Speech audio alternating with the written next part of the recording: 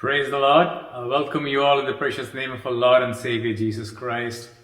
It's so great to be back here, especially during this festive season when everything is so joyful and people are so happy around this part of the year. But actually, the sad thing is we could be happy all throughout the year, and it's only because of the festive season, the things, the beautiful lights that the people see, that makes the heart joyful. But we as Christians, we should be joyful all along the year, 24/7, 365 days of a year, right? So, remembering about Thanksgiving, I hope you all had a lovely Thanksgiving. I hope above all you thank God for everything, for the roof above your head, for the food on the table, for the loved ones around you, and for all the love that you've been showered upon, especially God, who has shown so much of love upon you all these years, and how He has guided each and every one of us through this pandemic. We should be very, very grateful for His grace upon us.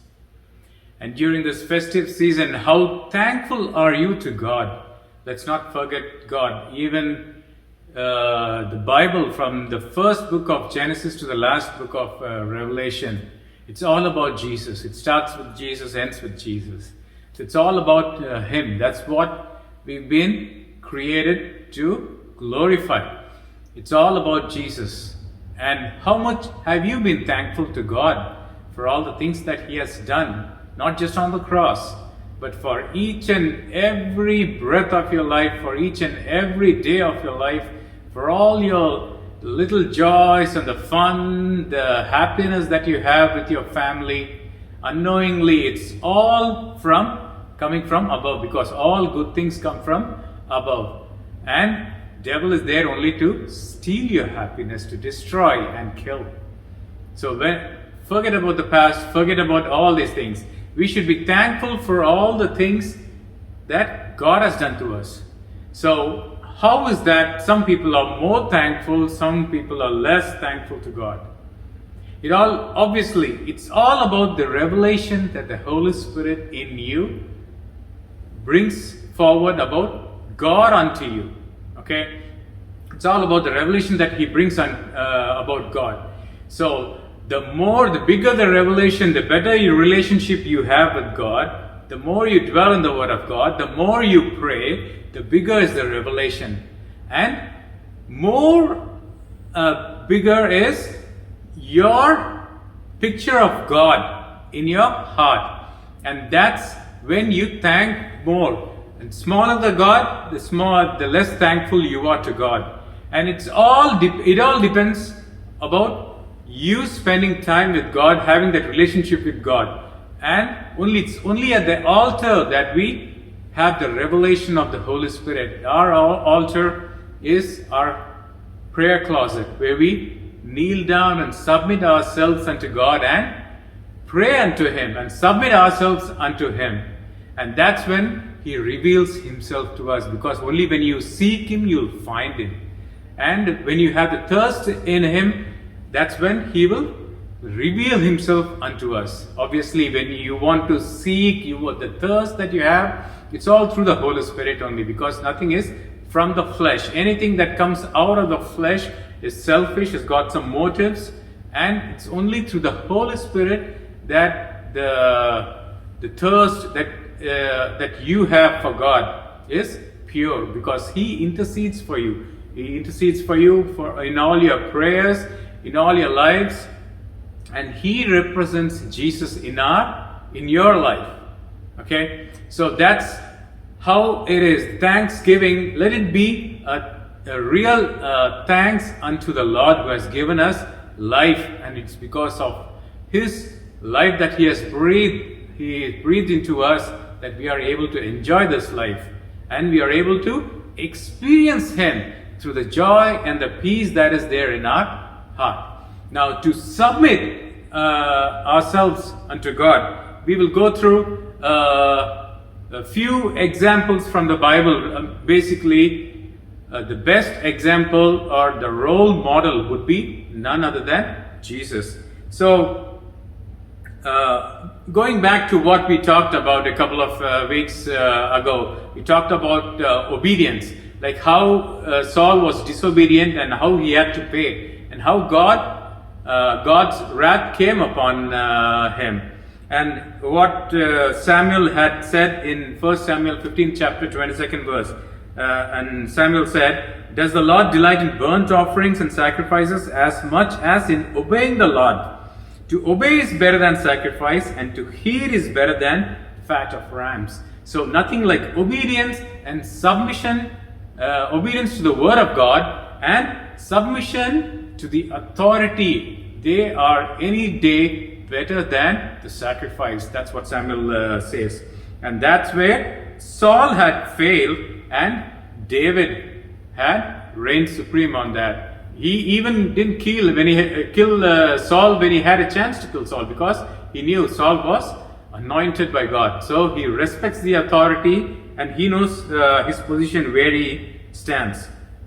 So basically, we saw about obedience and all those things, and last week we saw about how to approach God. You want to get close to God, then you need to follow, just like Ruth followed Naomi's instructions and reached out to Boaz. Like that's how we as a church are supposed to take instructions from the Holy Spirit and reach out to God, because it's the Holy Spirit that guides. The flesh can never try to get hold of the spiritual realm. We can never do that. It's only the Holy Spirit in us that can lead us into the spiritual realm and worship God and reach out to God and have a fellowship with God.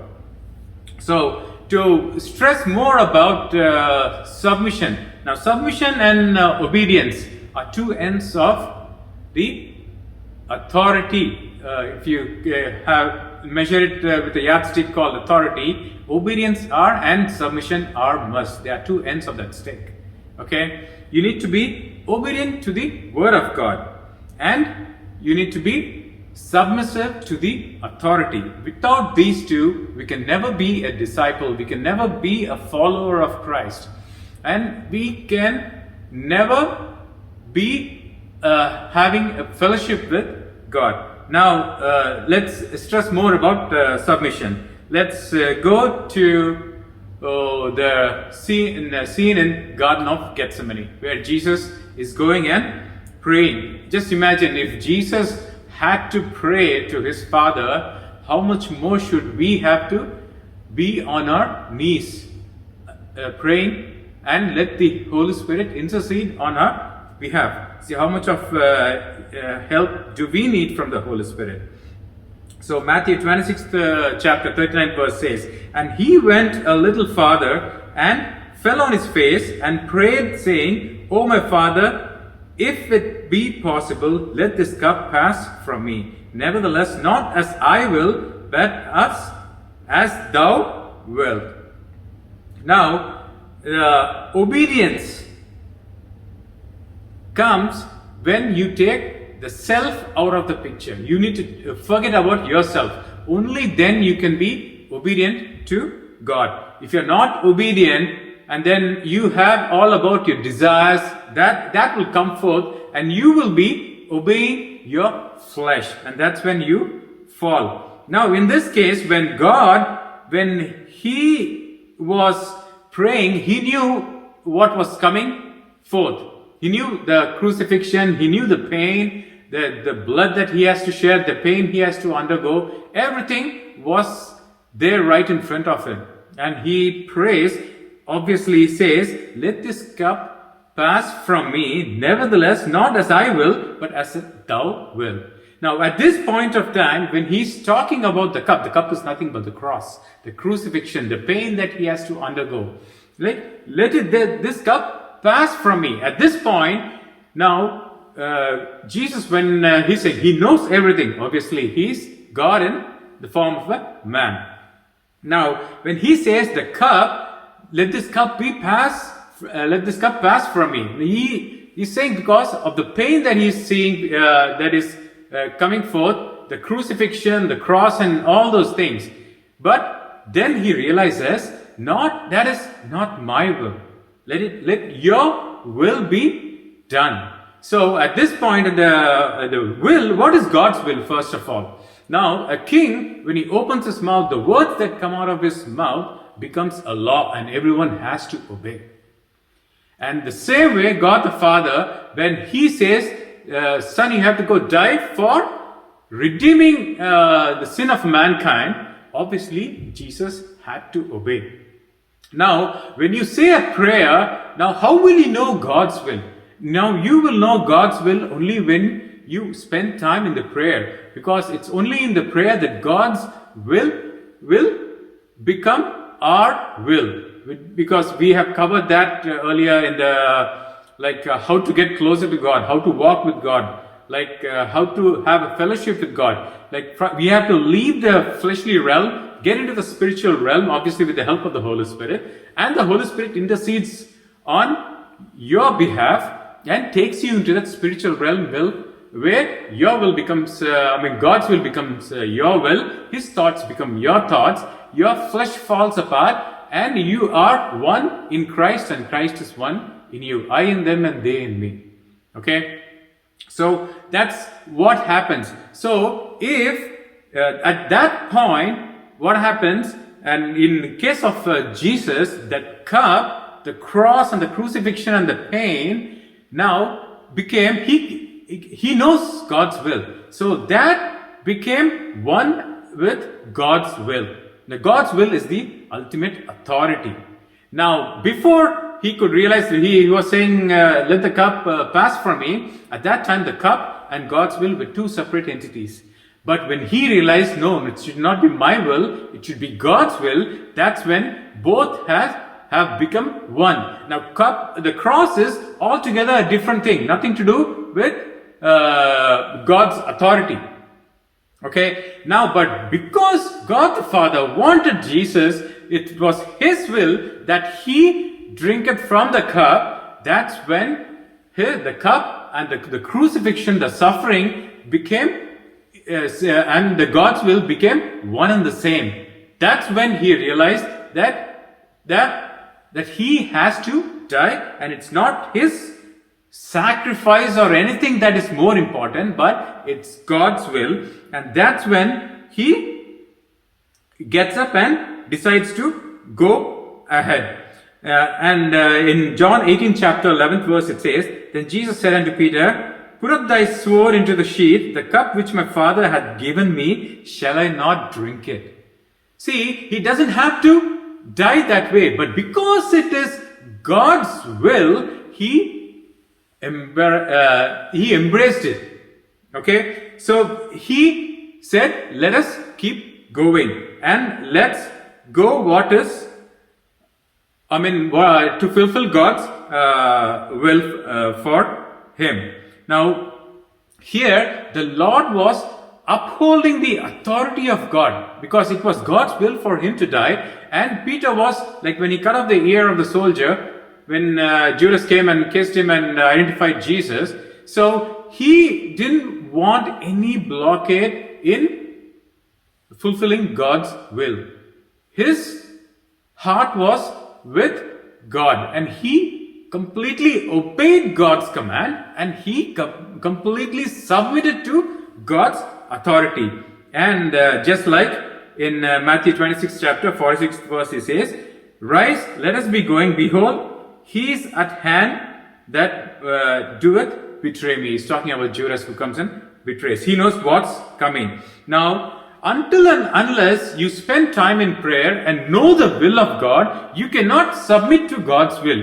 What is God's will? God's will is the authority. So until and unless you submit to the authority, you cannot be a disciple or you cannot be a follower of Christ. Now when you cannot be a follower of Christ, you cannot be like Christ. Then you would be just like any other person struggling on this earth with your flesh.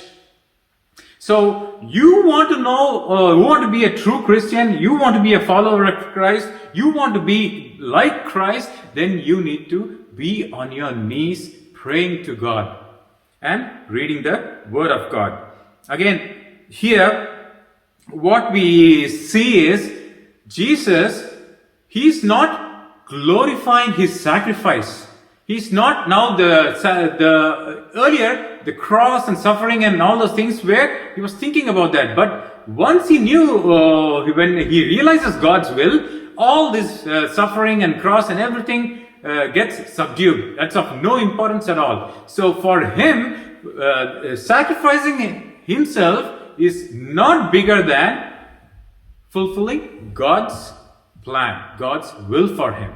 So most of the time, that's what happens, right? Like we Christians, you've heard so many testimonies, so many people saying, I did so many things. Like I did fasting prayer, I did praying like 2 days, 3 days at a time. I did pray in the morning, pray in the evening, pray in the night. I did sacrifice. I didn't go to office. I stayed at home. I did all the sacrifices, prayed unto God, and God answered my prayers.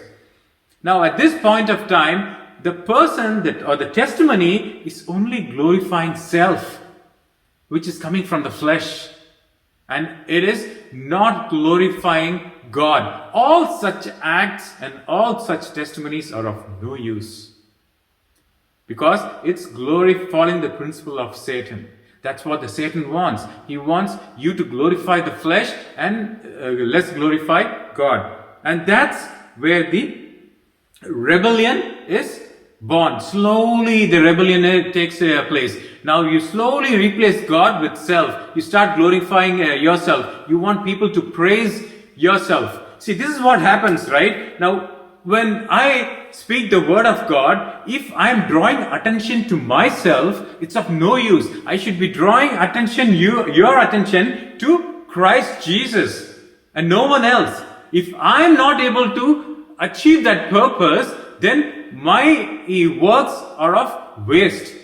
That's why I need the help of the Holy Spirit, because the help of the Holy Spirit helps me to glorify God, because the Holy Spirit always talks about Jesus, all the actions are directed towards unto Jesus, for Him to be glorified.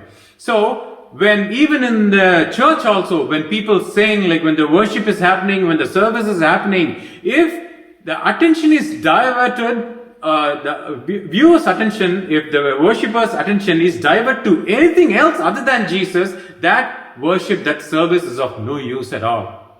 That's why the worship leaders will have to spend so much time in prayer, so that they will not be grabbing the attention, or with their singing, or with their talents of instruments, or whatnot. They should not be in any way trying to grab the attention. It's not a show. It's about glorifying God, uniting people, the people's spirit. Setting that appointment for people's spirit to meet with the Holy Spirit and worship together and glorify God. That should be the intention of the service. That should be the intention of any preaching. If the preacher is able to grab the attention of the congregation, that's of no use. All the works are of no help at all. So that's why when you go and stand in the judgment, that's why you have that verse where you say, Lord, Lord, did we not do this, did not do that, we did miracles, we drove away the demons, and the Lord said, I don't know you. Because all the works that you did was to glorify yourself, the self. So that's where you are supposed to kill the rebellion. The rebellion is always there. That's why the 1 Samuel 15th chapter and 23rd verse says, for rebellion is as the sin of witchcraft, and stubbornness is as iniquity and idolatry. Because thou hast rejected the word of the Lord, He has also rejected thee from being king. So you want to be a Christian, you want to follow Jesus, you want to walk with Him, you talk with Him, then don't let the rebellion come up. Don't let the flesh come up. Don't let your carnal desires come up. Suppress it, because your life belongs to Jesus. He died for you. You are His slave, but He doesn't treat you like a slave. He bought you with His blood, but He treats you like His own friend. Now, for God the Father treats you like His own child. So we should be touched by the authority. See, now when Jesus was about to be crucified, okay, now what happened when he was interrogated by Pilate? What happened? Did he answer? He did not answer, because Jesus was not from this kingdom. He belonged to another kingdom, and only the rules of the other kingdom mattered to him, can be applied upon him. He was from the kingdom of God. He was just like an ambassador. That's what we disciples are. We are ambassadors. We are the chosen ones. So the ambassadors have diplomatic immunity. That's the reason why Jesus did not open his mouth when he was interrogated by Pilate. Okay, but at the same time, when the high priest questioned him in the name of the living God, that's when he responded, because that high priest was questioning the authority. So that's when he started to answer. Now, if you see, Jesus, he was submissive to the authority, and he was obedient to the word of God. So we as Christians will have to be the same way. Now, if a pastor who is not submissive to the authority of God, then he's not fit to lead the church. Because only the person who is submissive to the authority can have authority under him. He can lead others and exercise his authority over others. Only then he can do that. So even in the church, you have to be very, very careful on how you are, how submissive you are. It's never about you. It's always about the kingdom, and it's always about the hierarchy. It's always about the authority, how you need to behave yourself in Christ and in the presence of Christ and be in his kingdom. Now that's what even lawlessness it's all about, right? When the rebellion comes in because you don't listen to the word of God, and then you do your own thing. That's what even the Matthew 7th chapter and 21st to 23rd verse says, right? Not everyone who says to me, Lord, Lord, will enter the kingdom of heaven, but only the one who does the will of my Father who is in heaven. Hallelujah. When many will say to me on that day, Lord, Lord, did we not prophesy in your name? In your name drive out demons, and in your name perform many miracles. Then I will tell them plainly, I never knew you. Away from me, you evildoers. So God gives you talents. God gives you gifts, but he'll never take it away from you. But you change in time and you misuse that talent. He's not gonna take those talents away from you, but he will never recognize the works that you do.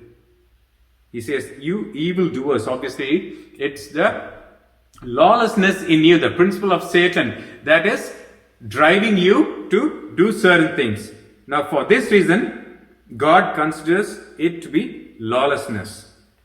Now, God has to be the source of everything, right? Anything from the flesh, he does not want, because the spirit always lusteth against the flesh, and the flesh against the spirit. Now, we have to realize two big things, okay? Now, believing in our salvation and submitting to the authority.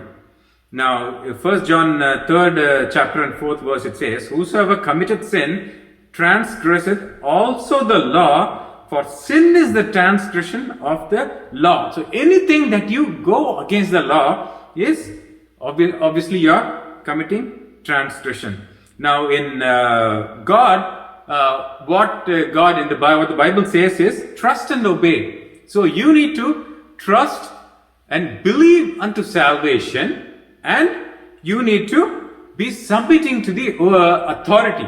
Obedience and submission go hand in hand unto the authority. Now that's the main reason now, because of all this lawlessness in this world. It's all because no one wants to follow the word of God. So they want to have their own opinion, their own laws. That's why they like more of democratic parties, because they like to do whatever they want to do. They can set their own laws.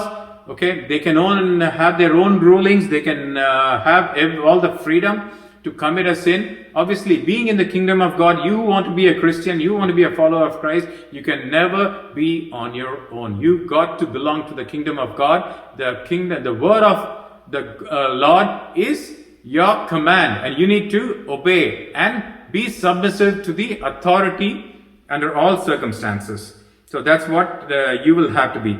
Now, how do you know what to do and what not to do? Now, because most of the time this is what we Christians struggle with, because you don't first of all know how to discern what is good and what is bad. That is because you don't have a relationship with God. You don't spend much time in the presence of God. You don't spend much time in the Word, dwelling in the Word and meditating upon the Word of God, because the Word of God is what gives you, how do you get the moral values? How do you know what is good, what is bad? In everything that you do, you have to take it to God and ask Him, is this good? Is it bad? Now, the moral values, now, who says murder is a sin? It's no one, many people murder because they don't consider murder as a sin. The moral values all comes from the Holy Spirit. The Holy Spirit instills those moral values in human beings. It's not all about humanity and all those things, that's all crap. But it's only the Holy Spirit that instills that moral values in you. That's why atheists and all, you see, they don't mind if you, even in offices, if you see an atheist, the way he behaves, like he's full of himself, he's so full of pride. And then he's he won't hesitate at all for a second or even think about other people, and he just trample and he wants to go up the ladder. He'll just trample and go up the step on people and go up the ladder. That's what he wants. That's what, it's all about power and money and all those things. Their intention, their moral values will not be there. They won't hesitate to be lying against anyone or be jealous of anyone, having hatred against anyone, looking down. They're always looking down upon everyone else. They are the best. That's the intention they have. So, how are the moral values put? Now, if you look at the Spirit, just like I've said earlier, the Spirit is made of conscience, intuition, and the fellowship of the Holy Spirit. This is what comprises your spirit. Now, how is that? The intuition is nothing but the knowledge, is the ability to understand something immediately without the need for conscious reasoning. So, it's that moral value. It is said, like it's in the database, it says murdering is a sin. Okay, that is the knowledge that you have. Now, conscience it's the inner feeling voice viewed as acting as a guide to the rightness or wrongness of one's behavior. So, the database has some, the intuition is there, it's got some rules set saying that murdering is a sin, and then you have conscience, which is using those and guiding you to say what is right and what is wrong. Now, if you don't have a relationship with the Holy Spirit, how will you know what is right and what is wrong? So that's the reason why so many people, there are many, even Christians, who don't believe in the Holy Spirit. They think Holy Spirit is not God, it's got some kind of a power and all those things. If Holy Spirit is not God, if you don't listen to the voice of the Holy Spirit, how will you know what is good and what is wrong? And if you see such people, they're always hating others. They instill hatred. It's always so much of bitterness in their heart. They talk about all the other theologies and religion. Now, why did that come? Did God mention all this Seventh-day Adventists, the Pentecostals, and the Baptists? Is that all mentioned in the Bible? Nowhere. This is all because of rebellion. Because each one tries to look down upon the other. There is no love, there is no submission to the authority. You are supposed to be focused only on Jesus and nothing else. That's who a Christian is. Not looking at a certain set of rules or a certain set of practices to determine a group of sects, saying, oh, these guys are Baptists, these guys are Seventh-day Adventists, and these guys are Pentecostals. No, these are different. So it is people who do not accept Holy Spirit as part of the Trinity or as a God, they will always have this struggle in their lives. There is always bitterness in them. there is never joy and peace, because the happiness, the love is poured by God through the Holy Spirit into your heart. Romans 5:5. And people who don't believe in the Holy Spirit, obviously you don't believe in it, you will not get it. You will always be in bitterness and hate. If there is any bitterness or hate in you, throw it out. Submit unto God, because He will take away your bitterness. We cannot be having, there are so many pastors, they pray, they worship well, they are very good in the way they conduct the service and all those things. But when you look at their behavior with others, they are destroying families, they are destroying people. Anyone who says anything about them, they rightfully destroy them. Obviously, it's not like worshipping God with one hand and then with the other hand you do rebellious work. That's not how it works. You need to have the obedience to the Word of God. The Word of God says something, you obey. And you need to submit to the authority. Only a person who has submitted to the authority can have authority under him. Now, even the same thing has happened with Adam and Eve also, right? God has given an authority. Okay, God's authority is there. And in the Garden of Eden, Adam was there. And God, before eating the fruit of the knowledge of good and evil, he didn't know anything what was good and what was bad. So he needed to depend on Christ and on God the Father for all his actions and thoughts. He needed to be totally 100% reliant on God. That is total submission. Now, the moment he ate from the fruit of good and evil, he knew what was good and was bad. So his relationship with God was cut off, because he knows what is good and what is evil. He did not need God, and that's how we are also behaving. We start judging people. Judgment is not for us. It is a symbol of the fallen Adam. Just get over it. Anyone who's doing anything good or bad, don't judge anyone. It's for God to judge. That's why David says when he sinned, I sinned against you, against God, not against all the other people. So God will take care of the sinners.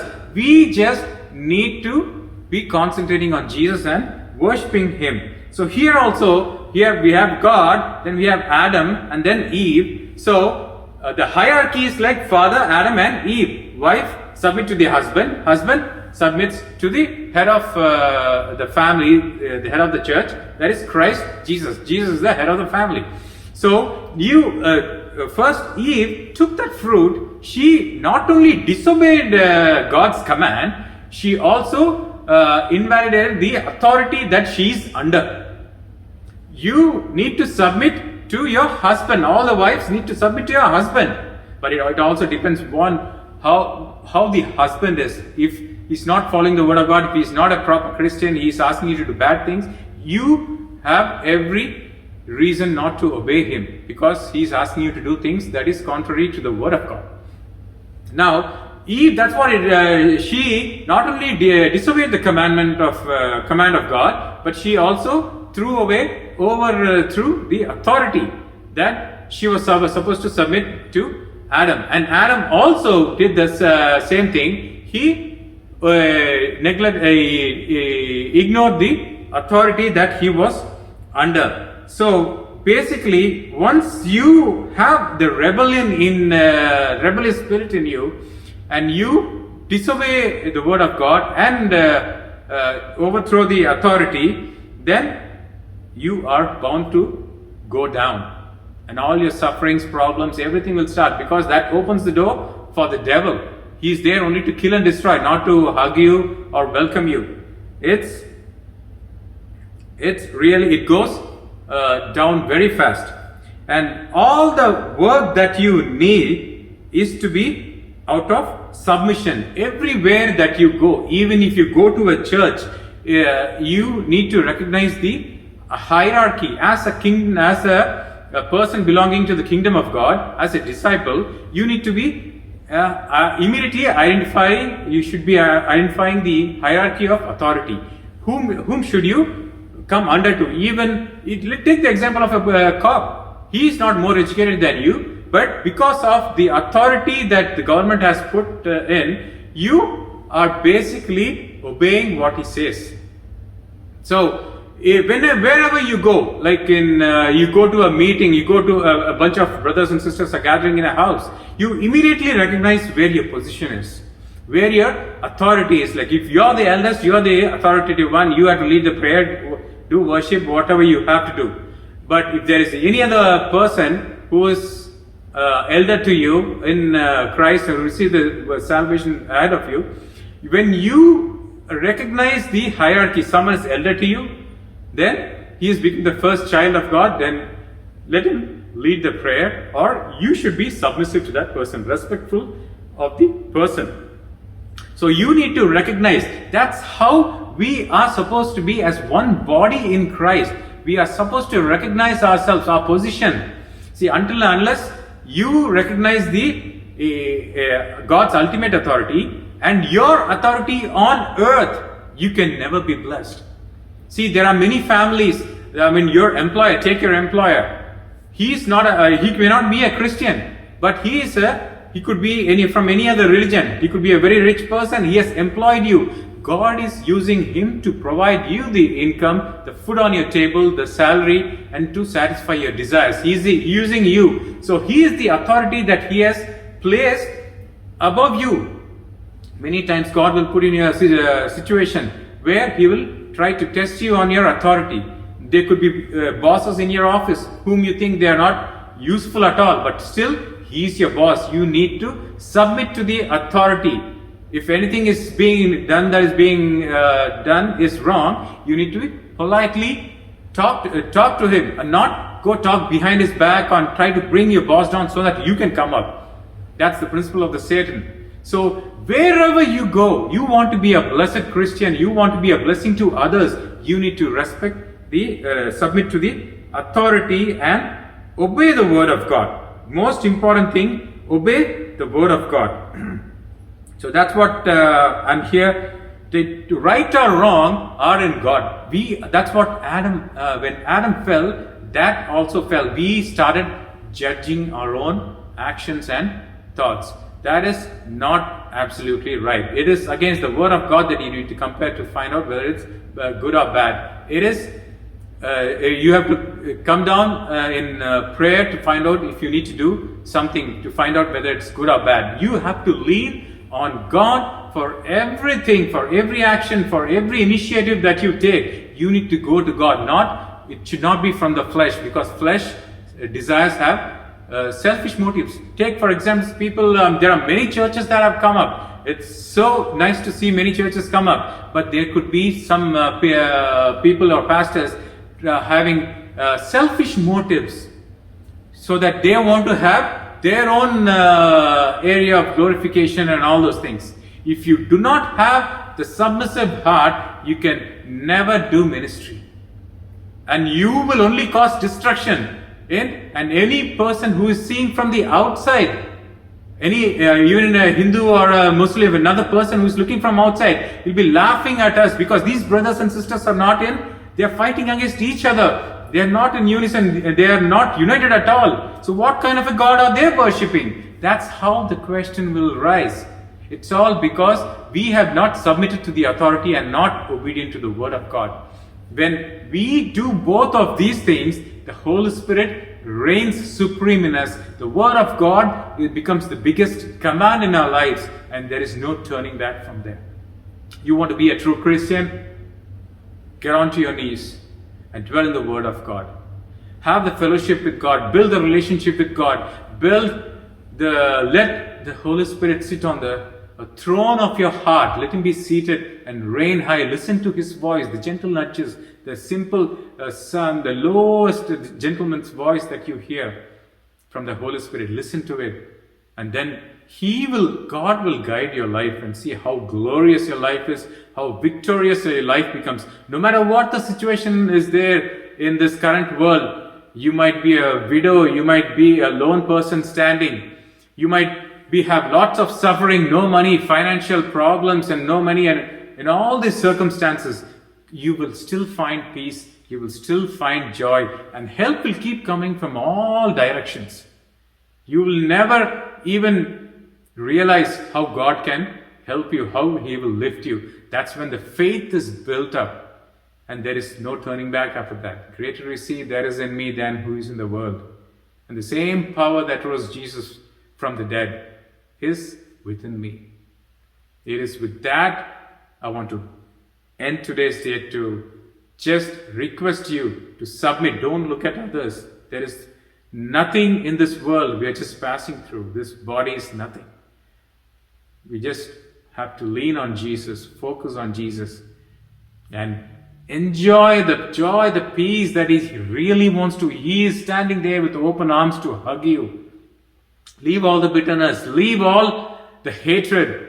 There are many more, much more beautiful things to enjoy in this current life and the life to come.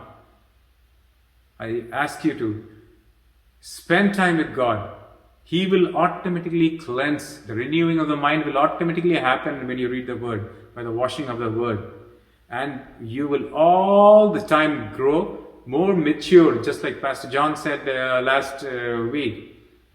You've got to mature yourself, be as mature Christians day by day. If you're stagnant, that's a problem. That's a red flag. You need to spend more time in, your thirst for Jesus should increase. More time in prayer, more time in the Word. Let's bow our heads and close our eyes and say our prayer. Our loving Heavenly Father, we come before you in the name of Jesus, O Lord. During this festive season, O Lord, during this Thanksgiving period, put us a heart of gratitude, O Lord. Give us an attitude of gratitude so that we could realize who you are and what you've done for us. Every breath that we take is from you, O Lord. All the good things that you've given, the food on the table, the children, the family, the home that you've given us, the vehicles to travel, all those things are all from you, O Lord. We surrender everything at your feet because these are nothing when compared to you. You are magnanimous, Jesus. You are everything. You are everything for us, Jesus. Holy Spirit, quicken our hearts so that we would worship Him more, we would know Him more, that His image in our hearts would go bigger and bigger day by day. And we be more mature in Christ, Holy Spirit. You be seated on our throne of our hearts.